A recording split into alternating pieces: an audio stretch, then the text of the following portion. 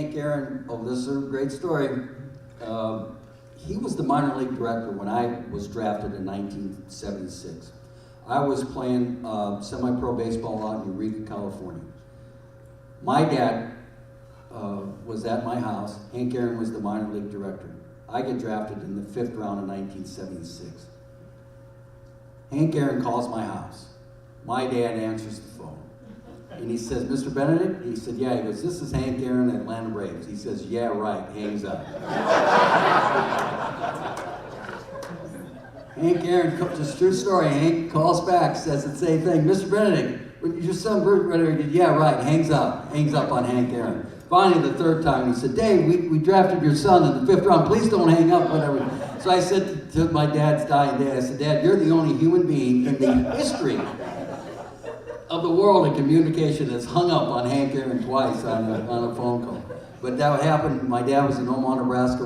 After that, my dad called me. I was in Eureka, California, playing for the Humboldt State Crabs, and then flew to Atlanta and worked out, and then signed. I might say about Hank. I was in the major leagues when he took over the minor leagues, so I didn't really have like direct contact with him, but he came down and talked to me, about hitting every once in a while, but he never came down unless he was invited. I'm sure he was up there a lot of times in his office, Fulton County Stadium, going, what is Murph doing? But he always respected our hitting coaches, and when he came down there and talked to me about hitting, I'd be like in the back of my mind, yeah, you're Hank Aaron, man. It's like when I met Ted Williams at the Hall of Fame game one year, guys. Remember we used to do that? He watched all the games on TBS. And he goes, Dave Murphy, yeah, good to meet you. This is Ted Williams. You got to get a better pitch to hit. I'm like, you're Ted Williams, man. That's easy for you to say. You struck out 20 times a year. Anyway. You mentioned maybe Sned could shed some light on this a little bit because he called all the time. We lost Phil Negro in the last year. And ladies and gentlemen, maybe the finest Hall of Famer, maybe of all time that you would ever come across in a nice person. And it was pretty amazing to have Hank and Nuxie. I mean, some really great individuals. Let me just ask Benny this.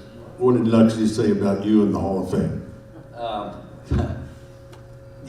Every place I ever went with Phil, and we did some charity stuff every year, the first thing he said, he goes, I'm not in the Hall of Fame without him.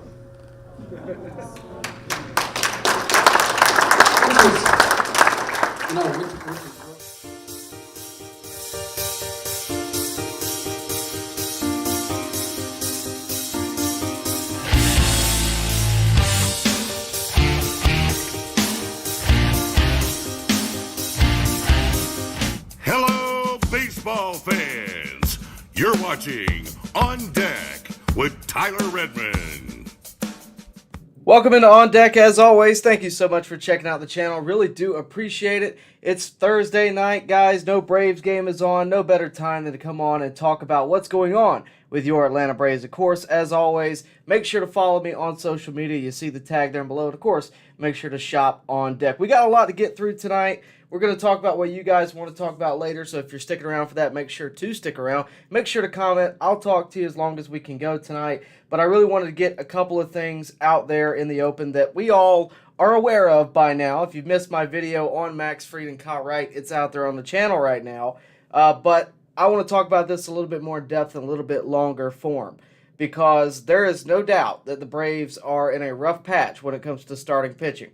Of course, we learned over the past week or two that Max Fried and Kyle Wright both will be out for up to 2 months, maybe longer, hopefully not, but it may be at the earliest returning a little bit before the All-Star break. So we're going to have an extended period without not only the ace, Max Fried, but also some would argue the number 2 or number 3 on the team, Kyle Wright. So it's going to be it's going to be a tough stretch. You do still have a few aces left. The Braves starting pitching rotation is not one to shake anything at. I mean, you have Spencer Strider, Charlie Morton, and Bryce Elder still there. And Bryce Elder, by the way, is leading the National League in ERA. So he's not exactly one to just, overlook. But Spencer Strider, another one of those guys who has all the talent in the world and can compete on anybody's starting rotation. And Charlie Morton's a veteran. That's a great 1-2-3 punch. The problem's going to come when you have day after day and you don't have those two guys in the rotation filling it out like you have all year. And that's where the questions come. Who's going to be that fourth and fifth guy? Well, you have a few internal options. You have Dylan Dodd and Jared Schuster, who we have seen this year already. They, of course, are in the minors right now. They both had great spring trainings. They were fighting over that fifth spot, who was going to get it. Turns out neither one of them really got there, but Bryce Elder ended up being the victor there. But you still have them. There's depth there, and that's what's good about this Braves team is that there's plenty of depth. No matter what department you go in, even though it may be a little uncomfortable for fans and for the team to not have, especially Max Fried, I'd say, it's all right. The Braves are going to be okay because you have this depth. Now, I would be lying to you if I told you I was overly comfortable with Dylan Dodd and Jared Schuster for an extended stretch. I much more prefer the spot start here and there. But this is where we are in the season. This is going to be the struggle that the Braves have in 2023. This is going to be that hump they got to overcome, I think. And if they can get past this and somehow still be leading in the division, that's going to tell you how good this Braves team is. The other guy I got to mention, I already saw a comment come up, but I was going to mention him, I promise, is Michael Soroka. A lot of you are wondering why the Braves are not going with Michael Soroka. If you don't know, Michael Soroka is actually pitching tonight for the Gwinnett Stripers. He is not ready. I will say that pretty confidently. His ERA is north of 5. And I just don't believe the Braves are going to, on a whim, pull him up to fill the need. I just don't see that. I don't think that's how his story goes.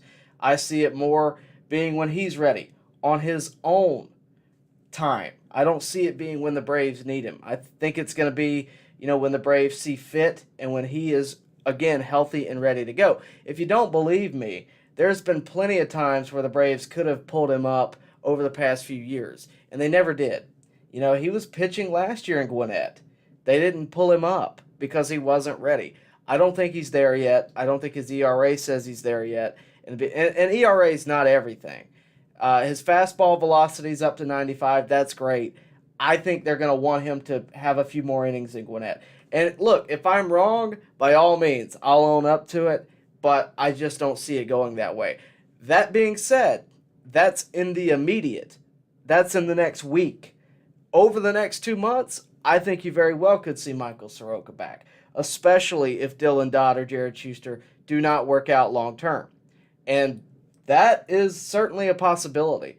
I think Michael Soroka, at the end of the day, it would be, for one, a great story. I don't think anybody's denying what a story it would be if Soroka was somehow able to come back and not only be what he was, but maybe even be better. If he could, in 2020, when he got hurt, when his Achilles was torn and he got hurt, it was Max Fried that stepped into the ace role. Wouldn't it be fitting if somehow or another now Max Fried gets hurt and Michael Soroka steps back in? It would be a great story. I don't deny that. But I, again, don't think it's going to be in the immediate. I certainly don't think it's going to be the first option that the Braves go to. And a lot of you are going to disagree with me. That's fine. I've been disagreed with before. I've gotten the comments over the past week since I put that video out. I don't think Soroka's the first option. I definitely think he is an option. But they're not going to rush to that. They're going to want to see some more out of him in Gwinnett. And they're going to want to make sure he's ready. I hope that it's by the All-Star break, and here's why. I want to know what we have in Michael Soroka prior to the All-Star break, prior especially to the trade deadline. I want to see a couple of starts from Michael Soroka. If he's ready, then great. But if he's not, we certainly need to be prepared in the second half of the season. That all being said, I have also explored the idea, not going to do this tonight, but I have also explored the idea of could the Braves make a trade? And they could. They very well could. Could they do it right now? I think that's unlikely. Could they go get some help out there? Sure, there's guys out there, but they're not exactly the best options. They're not exactly who you would want, and I think you have to realize that. If the Braves were to go get help right now, You could potentially, and I'm just throwing this out there, Madison Bumgarner's out there for the league minimum. There's guys like that. On other teams, there's a lot of names out there, but they're not names that I think are going to make this team better. I don't think there's names that are going to make more sense than a Dylan Dodd or Jared Schuster type of situation. I think those are the guys that the Braves are going to go with. So I think ultimately what you're going to see is the Braves are going to do what the Braves have done over the past few years, especially in pitching, and they're going to resort to their internal options up until they can't anymore. Now, come the trade deadline, if Alex Anthopoulos sees fit that there needs to be a trade, then you very well may see that happen. He's never been a stranger to do that, especially to fill a need.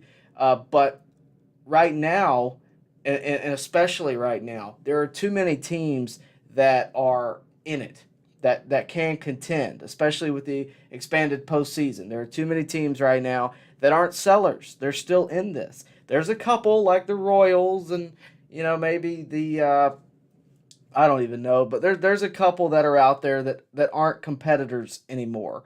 The Royals really stick out. I think they're 9 games back. But other than that, there aren't that many. And those that are probably waiting for the trade deadline to kind of explore what is the best trade they can get out of what they got, because they want to look to the future. Now, that all being said, the reason I say that is because, again, I went and looked at the way I did it today. I'll just tell you. I looked at free agents that are coming up. Who's going to be a free agent at the end of the season? And from there, I kind of narrowed it down because those are the guys that are typically easier sold, especially early in the season. And I looked at guys that could have, potentially been a target for the Braves. Was there anything of substance? There were a few guys, but there weren't anything. I'm not dropping them tonight, but there were a few guys, but it wasn't anything that I think is going to happen now, and I think we're going to have to wait. And the Braves are really going to have to get through at least a month of uncertainty, maybe 2. But if they can keep on competing, then they're going to be able to, if the offense can stay where it is and keep on producing runs, then it's not going to matter who's on the mound. And I think that's the mindset the Braves are going to have, especially on the games where Dylan Dodd and Jared Schuster are in. Am I saying they're going to get shelled every game? No. But they are young. They are going to have growing pains. And guys, a lot of people are, how can we just sit here and let Jared Schuster and Dylan Dodd take the ball every 5th day? How can we do this? How can we not go out there? A lot of those same people were saying the same thing back when a young guy named Kyle Wright took the mound, okay, a few years ago, if you don't remember that. How can we keep letting this young kid go out there and get shelled all the time? Well, now he's a 20-game winner. So you have to let these guys grow. They are your depth pieces. They are the guys that are here. And is it unfortunate that these are the guys we're left with? You could say so, but I think it says a lot about our depth because these guys fought to get a starting spot on opening day. Dylan Dodd, I believe, won the job. Had a sub-2 ERA in spring training. And to be honest with you, in 2 starts against the Marlins, he kept them under 3 runs. Okay, the Marlins are second place in the NL East. This is not the end of the world. Is it a setback? I would definitely say so. Does it give the Mets a little bit of reprieve, a little bit of, hey, we might have a chance? Sure, you could say that. But I don't necessarily believe this is the end of the world. And if the Braves were to go out there and get another starting pitcher, they don't have to get a Cy Young candidate. They don't have to get a guy who's going to be the ace on your squad. They can go out there and get a 4th or 5th spot. A Drew Smiley type would be phenomenal right now. A lot of you guys aren't going to like that, but go take a look at his numbers in 2021. They weren't as bad as you remember. So I say all that to say, if the Braves go out and get somebody, and their ERA is north of 4 or 5, or let me say this, if their ERA is under 4, we're good, because the Braves average 5+ runs a game. So if that's my average, I'm pretty confident sticking them out there on any particular day. Now, looking ahead, of course, we got a big series with the Blue Jays coming up. Spencer Strider taking the mound tomorrow night. That's going to be an interesting watch because, number one, Spencer Strider, as of right now, is your number 1 pitcher. And I don't think I'm, saying anything offensive there. I mean, Charlie Morton's great. Bryce Elder's been great so far this year. But Spencer Strider has the talent, has the stuff, he's your number one guy. It's going to be interesting to see if he takes that leadership approach tomorrow night. Beyond that, Charlie Morton is another leader that I want you to really keep an eye on because he's had a phenomenal year. A lot of people questioned why in the world are we paying Charlie Morton $20 million a year to pitch for the Braves. He's near 40 years old. Well, he's shown you so far this year he's worth it. So other than that, that's pretty much it for tonight. I know there's a lot of concerns with the pitching staff, a lot of worry to be had with the pitching staff, but ultimately the Braves got to make it at least to the end of June without Max Fried and Kyle Wright. It looks to me, from what I've read and what I've seen, that Max Fried will be back more than likely before Kyle Wright, just because of scheduling and that kind of thing. It's recovery and all that. But it's looking like Fried is going to be back prior to Wright. Now, that said, it's still going to be tough, especially if there hasn't been a fifth guy established between Dodd and Schuster or potentially Soroka. It's still going to be tough to decide if Wright's still out, who's in. So that's an argument for another day. And look, if we somehow develop a sixth starting pitcher out of this, it's a good problem to have come postseason time. It's a good problem to have come second half of the season when somebody else gets hurt. It's a good problem to have. Depth is always a good problem to have. Is this the ideal situation to find out depth? Absolutely not. But it's the situation that the Braves have found themselves in. But again, I know a lot of you are hyped up about Soroka. You're getting kind of antsy wanting Soroka back. And to be honest with you, I know you're hearing from a lot of different outlets that Soroka is on his way back. I want you to slow down. I really do, because I don't think that's the case. I think it's at least going to be a couple more weeks. He's not going to be the immediate option. I think they've pushed Morton's start back to Monday. They got TBA on Sunday. I think that's the case. Do not expect Soroka to pitch that game. Number one, because he's pitching tonight. But that all said, it's going to be at least a couple weeks. They want to get him, I'd say after tonight, at least one more start in Gwinnett that's solid. I don't know how he's done tonight so far. I haven't checked the results. But he's got to have some good appearances. On the contrary, Jared Schuster had a great outing in Gwinnett in his last appearance. I believe through 6 scoreless or something like that. So just keep that in mind. This is going to be a battle. Soroka's not going to be handed this, and he doesn't need to be handed this. This isn't, that's not how this works. He's got to compete. As much as we all would love to see it, he's got to compete. Do I think he can do it? Absolutely. Do I think his stuff plays in the majors? Absolutely. But he's got to get here first. And I would love to see it. I know you would too. And, it would be great to see him in Toronto, but I'd much prefer to see him on the home ballpark and get his debut back in the home ballpark. So that all said, I really do appreciate you guys watching tonight. Really do appreciate you guys tuning in tonight. If you haven't already, do me a favor, like this video, subscribe to this channel, and hit the bell for notifications so that you can stay up to date with everything going on here at On Deck, and of course with the Atlanta Braves. And guys, we do have a special announcement, another special giveaway. We've been doing giveaways all year long with our friends at FOCO, and we have another one for you tonight, a Atlanta Braves giveaway. Hank Aaron 715 homers bobblehead, guys. We are giving them this one away tonight. So you guys are lucky. You guys tuned in, and we are giving this one away tonight, again, from our friends at FOCO. FOCO has been a big supporter of us all year long, and in case you did not know, they are a leading manufacturer of sports and entertainment merchandise, celebrating more than 20 years in the industry. The company's always growing product lines includes apparel, accessories, toys, collectibles, novelty items, and especially bobbleheads. FOCO is licensed with all major sports leagues and over 200 colleges and universities. So again, they are partnered with us throughout this season, and we are doing this giveaway. This is how you win. First, you have to follow at FOCO USA on Instagram. Make sure to like this video, subscribe to this channel, and you enter by super chatting. The highest, we will do a random drawing of all super chatters tonight, and that is how we will decide the winner. So again, this is how you win. You follow at FOCO USA on Instagram, like the video, subscribe to this channel, and super chat for a chance to win. That all being said, let's get into what you guys want to talk about. Thank you again for tuning in. Joe Wild says, "Go Braves, 6th division title on the way." That's what we hope, right? But they're going to have quite the obstacle with this Max Fried and Kyle Wright injury in the wake. We have a super chat from William Fulgham. What do you think of them maybe stretching out Dylan Lee? He had a great appearance the other night. I thought he could have gone another inning. I don't know if he's a starter. I think he's too good in the pen. But they hinted the other day that in another bullpen game, they very well could go to Dylan Lee to start that game, quote unquote, to open that game rather. But no, I don't think he's a starter. I think he's definitely a reliever by trade. But it's certainly an idea. They did a similar thing with A.J. Minter a few years ago, back in the 2020 when Soroka was actually hurt. They went to him in the postseason against the Dodgers. It turned out okay. He pitched well. I think they even won that game, if I'm not mistaken.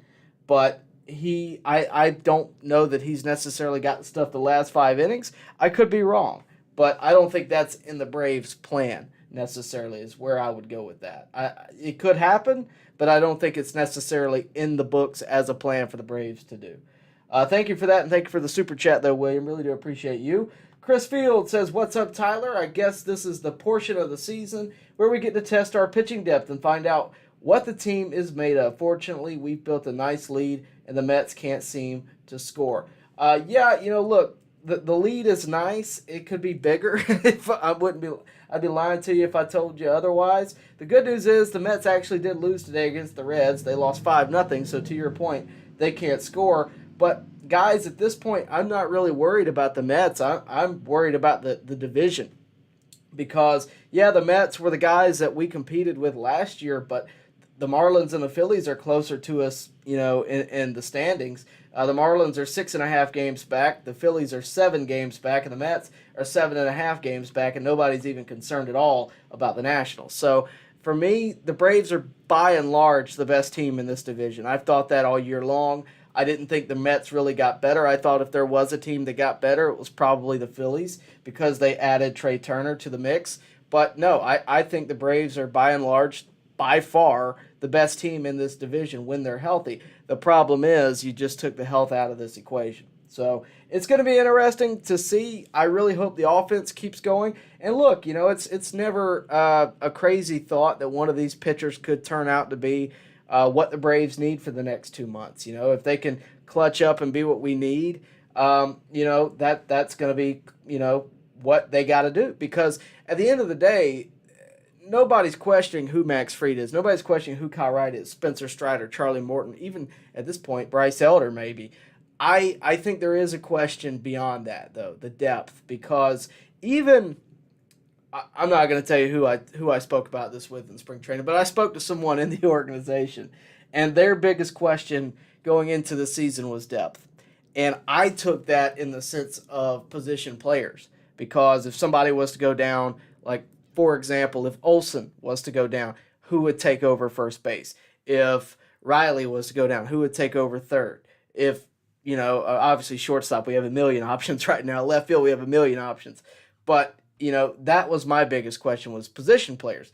I didn't even begin to think starting pitching because you just don't a lot of times. And now we're given kind of it's on the front page of any Braves article you're seeing, because that's the biggest question all of a sudden. It's not something you can expect. It's not something that, anybody could, predict in spring training. You don't know that you're going to be hurt for 2 months. You never do. So it's interesting, but at the end of the day, I don't necessarily think that it's going to be the end of the world. I think the Braves have done the good thing, and that's get out to an early lead. Because let's say the Mets do come back and put up a fight and get 7 wins back, or the Marlins come out and get 6 wins back, whoever it may be. You still gave yourself some breathing room that even if they take the lead, once you get Fried and Wright back, you can really come and swing back in at the end of the season if need be. What you hope is when Fried and Wright get back, that lead is either right where it is, or you still got a 3 or 4 game lead. That's what you hope. But I kind of expect the worst just to make myself feel better if it turns out a little better. But no, I think as of right now, I think there's definitely reason for concern, but I don't think it's panic mode. I don't think it's all hands on deck. I think the Braves are going to come in and handle business because at the end of the day, Dylan Dodd and Jared Schuster are professional baseball players.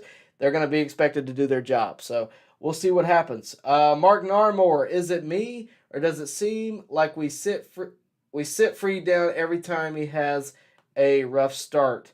I mean, to be fair, Fried's rough starts are rare in the grand scheme of things. So I don't know.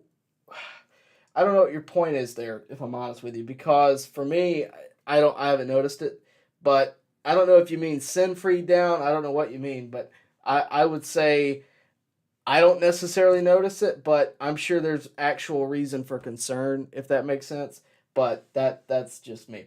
Again, guys, please make sure to like this video, get this out there, and again, make sure you participate in the giveaway we have tonight. Guys, this bobblehead is a $70 bobblehead. You don't want to miss the opportunity to get it. That's how you do it. You follow at FOCO USA on Instagram, like this video, subscribe to this channel, and, of course, super chat for a chance to win. That's how we narrow this down. It's the only way we can narrow this down. But we really do appreciate all of you guys who have tuned in tonight. But you don't want to miss the chance to get your hands on this bobblehead. Again, thank you guys for tuning in. Ronnie says, if Braves navigate the next 3 weeks or so at 500, that would be good.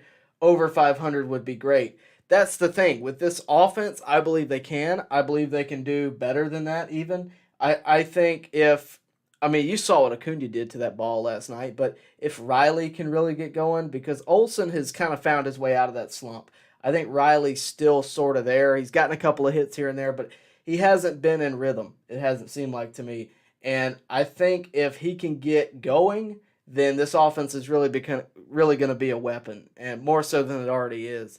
But if the offense is hitting like it can, then it can carry the team beyond whatever limitations the pitching staff has. Because, guys, at the beginning of the season, it was the offense that was hurt, throughout the year. It wasn't the pitching. The pitching was stellar. I mean, even with, questions around Kyle Wright, that was solved with the bullpen, and, the Braves still were able to perform, and it wasn't really a question. But now, you had Harris hurt. You had, you had multiple guys out, Arcia. Now they're all back. So I think now this team is actually, at least offensively, who they were always meant to be this season. But going forward, it's going to have to be them carrying the load. And, of course, if Ozuna can keep doing what he was doing over the past few weeks, then who knows what can happen. He's a guy that can carry a team for a month himself, so if he's on. Max Power says, I think Colin McHugh won a bunch of games as a starter in Tampa, but I don't know if he could do it now. That's the thing. Guys like Colin McHugh, guys like Michael Tonkin, guys I'd even say now like Dylan Lee, maybe even A.J. Minter.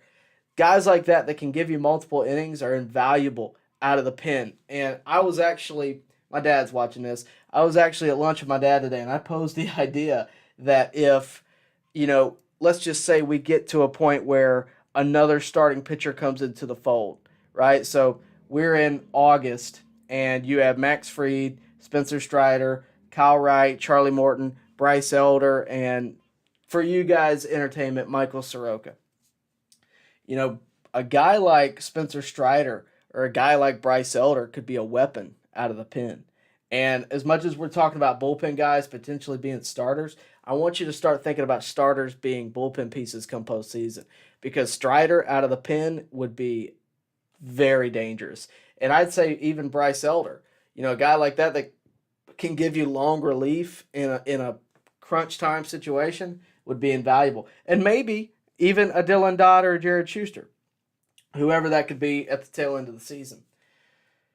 Let's see. Miguel says, hey, Tyler, I think that Minter, Fried, Wright, and Matzik left their arms in World Series 2021. Those arms are dead. I don't think Fried and Wright did. They both had pretty good 2022s. Wright did win 20 games.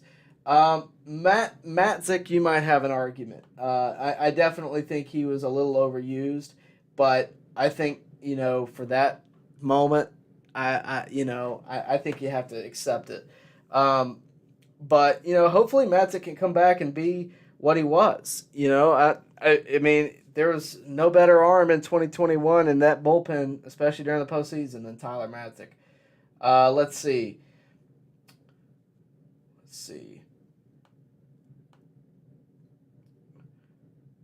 Oren says, Danny Young really impressed me against Boston. I feel he's earned more time in the majors. He's been the guy that they have really called upon to leave the majors, come back up to the majors. He's been the guy that's been moving around a lot, most likely because he has options. They can't necessarily do that for everybody. That's probably why. He has been impressive. I thought the same thing. He very well may be the guy who gets sent down on Sunday. We'll see what happens. We'll monitor it. I definitely think Danny Young is going to be a good part of this pen. And as many questions as I had about this pen in the early part of the year, I'm looking at it now with a little bit more confidence. I know a lot of you are shaking your head at that, but think about it, because AJ Minter, all questions up front, right? All of the insecurity we had with AJ Minter on the mound in the past month or so. AJ Minter in the 7th inning is a lot better than AJ Minter in the 9th inning. And Raisel Iglesias, I know he gave up a homer. Raisel Iglesias is really going to steady this pen, and Nick Anderson, I think, has been a guy that's not gotten enough credit, but he's a guy who I think could be very good for this Braves rotation. The guy that I haven't seen enough of, the guy that I really would like to see, and you're going to laugh at this, but the guy that I want to see in high leverage situations, and not because I necessarily want him there right now with the game of the line, but because I need to see it for the future, is Kirby Yates. And a lot of you guys are going to be shaking your head at that, but Kirby Yates is a guy who was one of the best closers in baseball.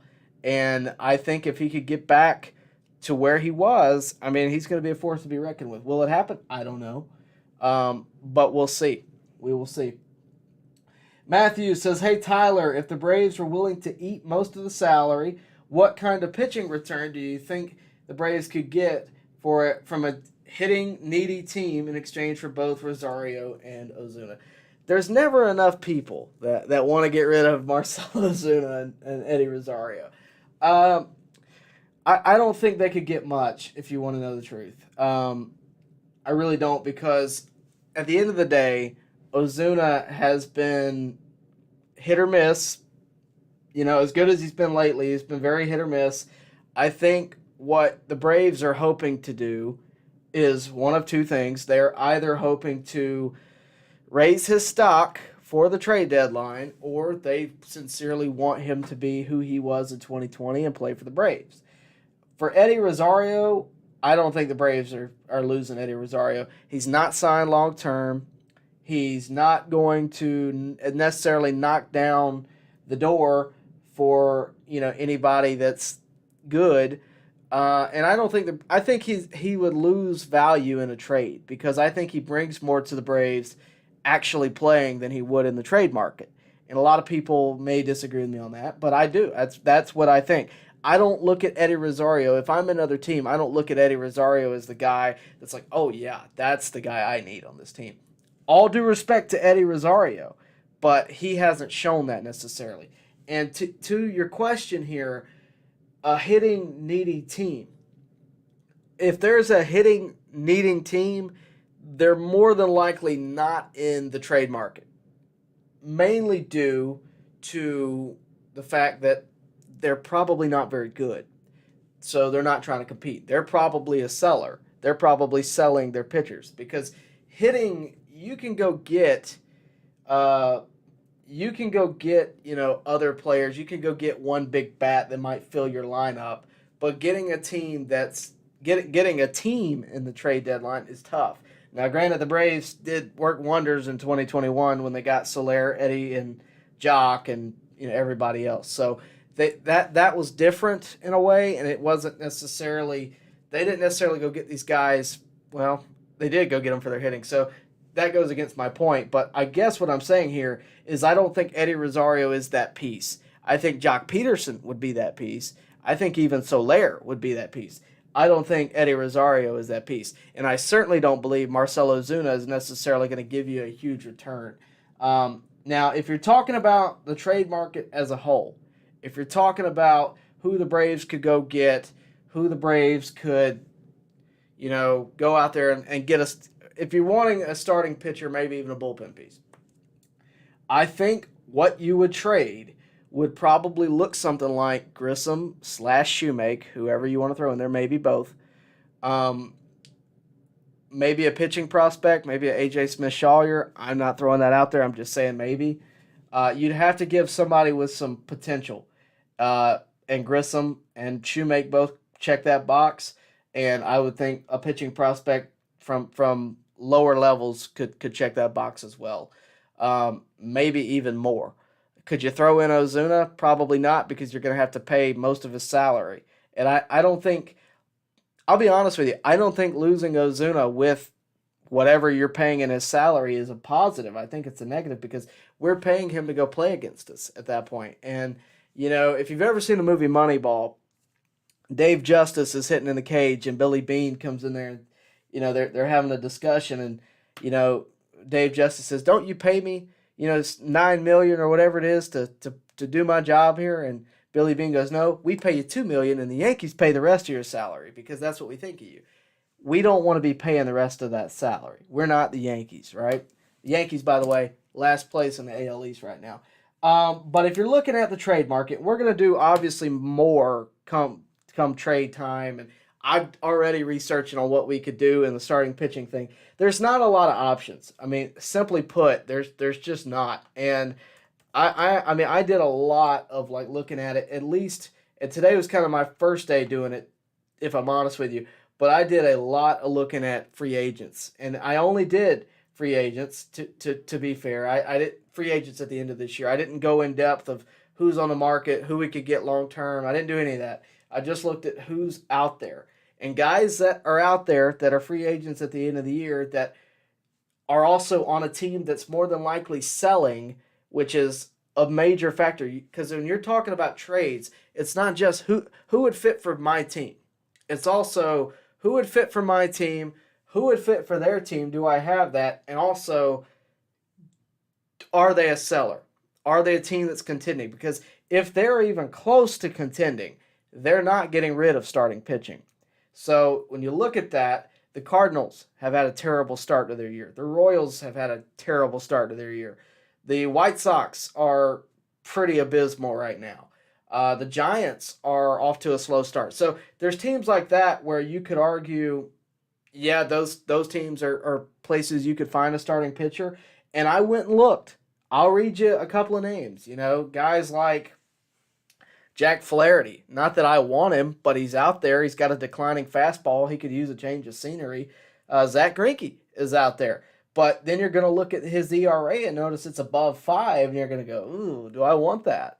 So it's a lot to take into consideration.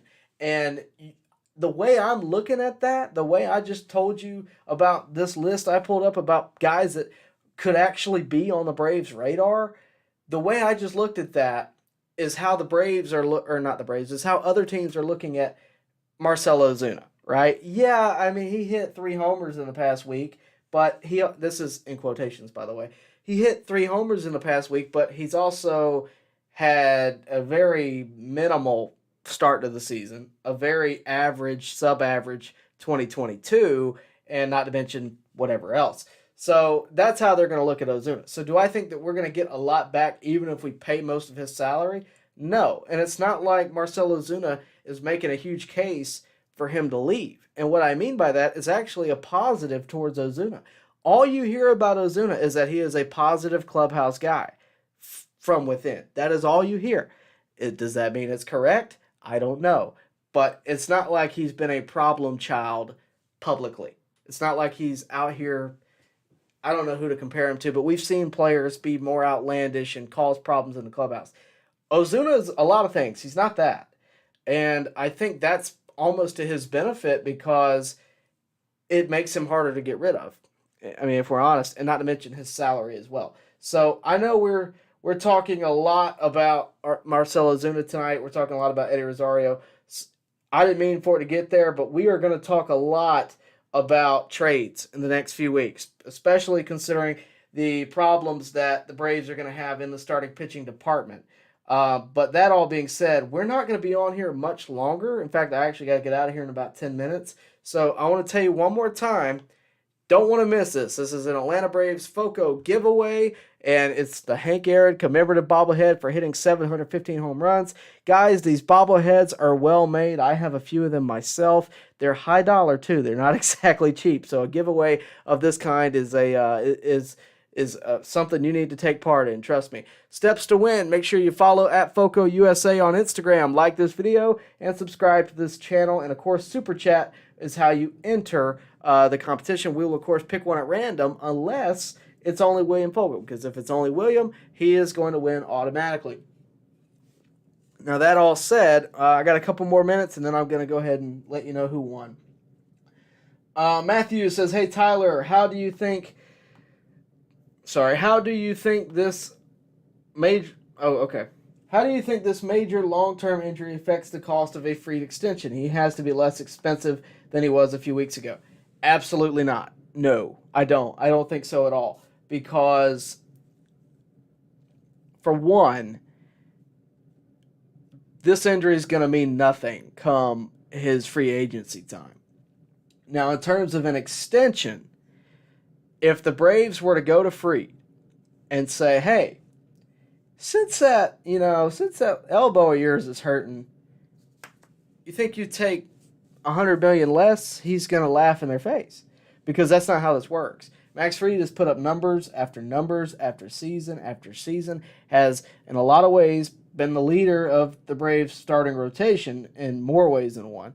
So I don't think it makes it any less. I think the factors that dictate that aren't necessarily his health in all ways. I think some do, but I don't necessarily think that is the main thing. I think they're going to take a lot of things into account, but I don't think this injury is going to affect his future. If he was getting Tommy John surgery, we might be having a different conversation.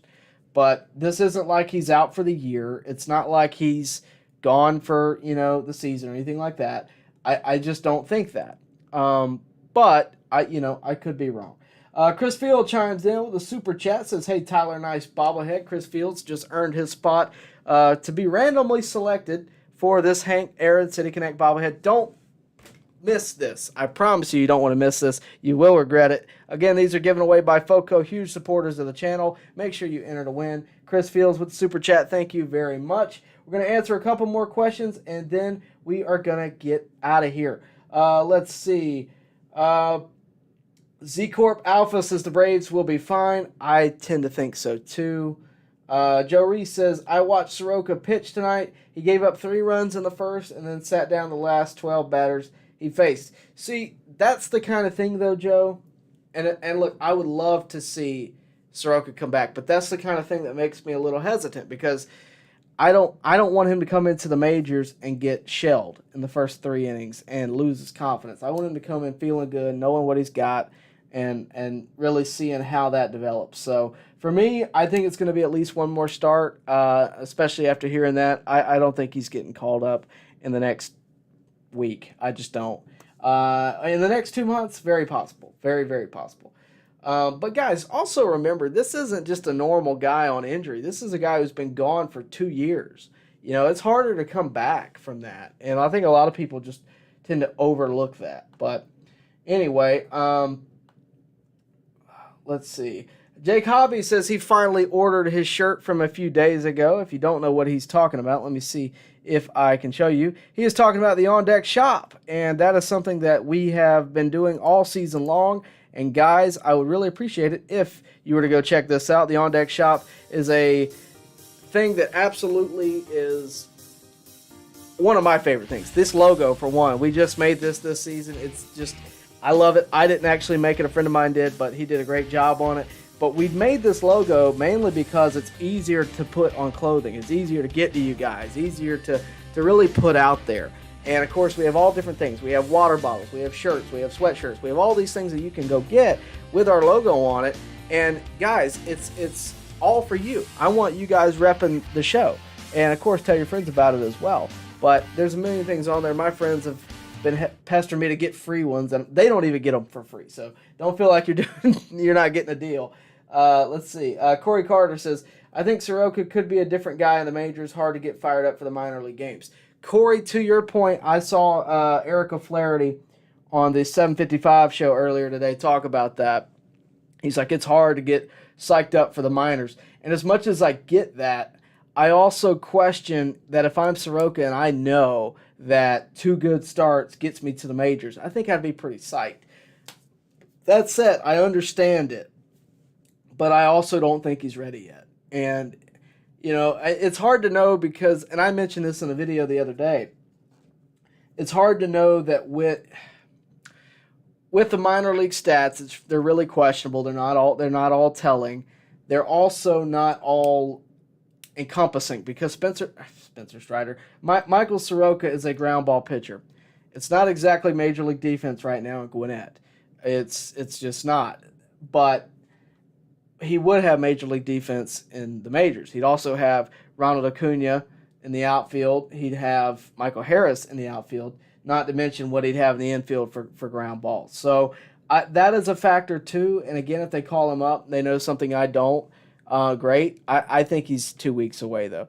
Do I think he's better than Dylan Dodd at his best? Yes. Would I like to see it? Absolutely. I just, realistically speaking, I just don't see it happening. Bravo's one. He should be able to handle AAA hitters before coming back up. That's my take on it as well. That all being said, though, again, thank you guys for tuning in tonight. Really do appreciate it. Really do appreciate you guys tuning in because, again, that is how we keep the show going. And your support really keeps this channel going. So, again, if you do me the favor and just like this video, subscribe to the channel, and, of course, press notifications so that you know next time we go live. We are going to go ahead and pick the winner for the Hank Aaron bobblehead unless there is another guy that wants to super chat. Going to put this up one last time. Again, the Atlanta Braves giveaway, the FOCO giveaway. FOCO is a super good friend of the channel. They have been sponsoring this all year long, and they are giving this away. So here are the steps to win. Again, follow at FOCO USA on Instagram. Like this video, subscribe to the channel, and get this out there. Really would appreciate it. But guys, you can't win if you don't super chat, so just keep that in mind. But again, we are going to go ahead and pick the winner. Again, we are picking between Chris Fields and William Fulgham, and I'm just going to randomly pick, and it will be William Fulgham. He just won the random selector. So William, email me if you don't know my email. I will gladly put it in the chat for you. But email me, and I will tell you how to win. I'm actually putting it in the chat for you right now. But William, you are the winner, so I hope you're still around. If you're not, we'll figure it out. But yeah, William, you did win, so thank you very much for tuning in tonight. Thank you for super chatting. Chris Fields, thank you for super chatting as well. But again, it will be William Fulgham taking home the Hank Aaron giveaway. So thank you guys. Thank you for playing. Really do appreciate it. And again, thank you to FOCO. FOCO is a leading manufacturer of sports and entertainment merchandise, celebrating more than 20 years in the industry. The company's always growing product lines includes apparel, accessories, toys, collectibles, novelty items, and bobbleheads. FOCO is licensed with all major sports leagues, not just the Braves. So if you have another team, go check them out. And again, guys, the entire Atlanta Braves collection is in the link below. The other thing that's in the link below is the On Deck shop. Don't want to miss that as well. And again, on your way out, please make sure to like this video, subscribe to this channel, and hit the bell for notifications. On that note, we will see you next time right here at On Deck.